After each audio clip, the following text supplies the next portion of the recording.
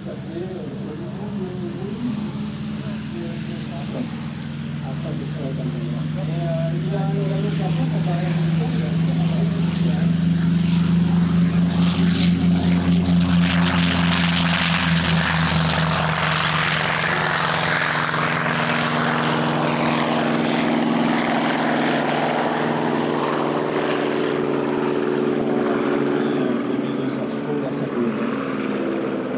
c'est un moteur d'un constructeur bien célèbre encore aujourd'hui. Donc c'est un peu au moment des ressources. Je notais à l'éditeur.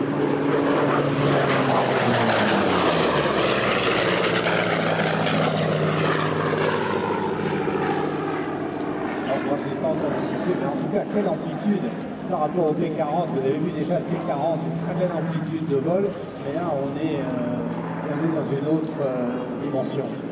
Oui, alors cette version du Corsair, on n'est plus dans un avion de la Seconde Guerre mondiale. On l'a dit, on est après-guerre, on est au niveau et à l'époque de la guerre de Corée. Et cet appareil eh bien, bénéficie, par comparaison au P40, des premières évolutions et des nombreuses évolutions qu'il y avait à l'époque, notamment au système de commande d'éléments hydrauliques.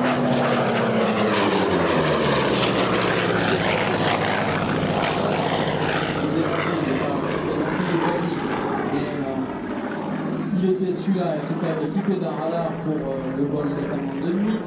Il disposait déjà d'un pilote automatique qui permettait au pilote de maintenir son appareil en palier et de choisir des caps à prendre de manière automatique.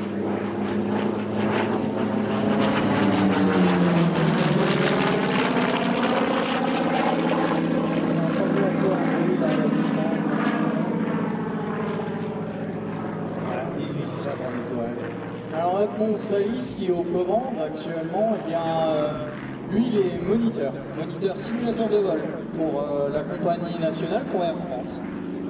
Donc la semaine, il fait passer des tests, il fait suivre les pilotes de la compagnie avec des exercices de panne évidemment complexes.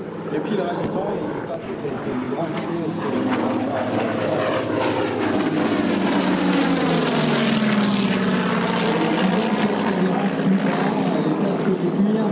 C'est l'association qui l'a entretenu et qui le maintient avec la même. Eh bien, on réussit, ils sont parvenus à nous faire des démonstrations et depuis 2018, il revole sous ses couleurs originales.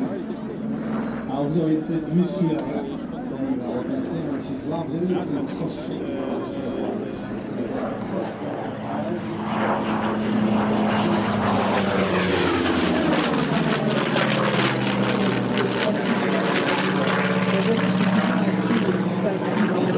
Comme la production d'un constructeur, bien souvent la forme de cette value, que ce soit des Milan, qui est produit à d'innombrables exemplaires.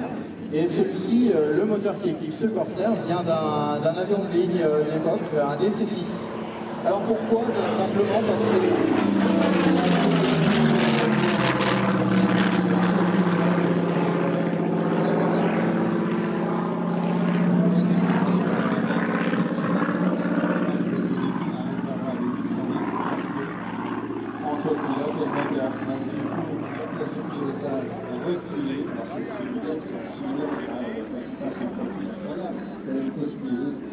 complètement à l'arrière, et d'où d'ailleurs la difficulté au moment d'atterrir ou d'apponter, comme on l'a dit tout à l'heure, c'est que parfois on est vraiment dans le passage.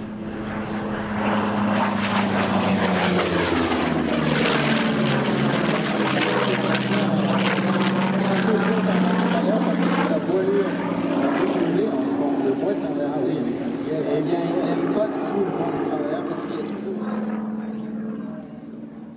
Alors effectivement, vous avez vu, c'était dans WRC, c'est non, W, motte inversée.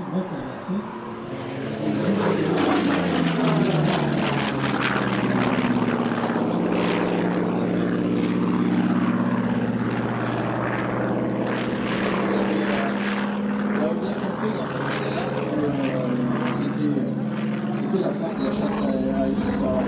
Corsair, il est resté en service jusque 79, je crois, les derniers exemplaires. Donc, il est resté quand même très longtemps dans certains pays, notamment les pays d'Amérique du Sud, l'Argentine, on l'a dit, le Honduras et le Salvador également. Et on les a utilisés relativement longtemps, mais il préfigurait par ses équipements et par la philosophie qui est des équipements à bord, les jets à venir finalement. On avait atteint ce qui était possible par l'intérieur.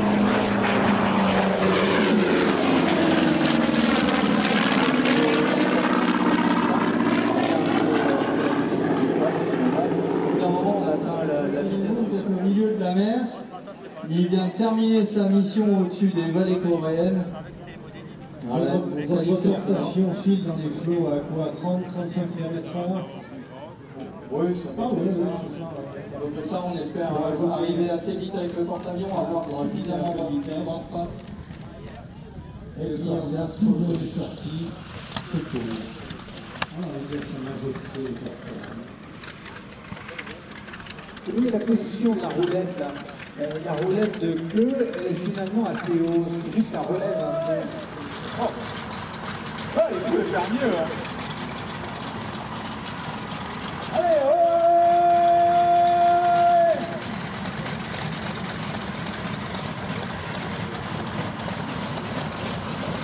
la version française, c'est une elle a été fabriquée spécialement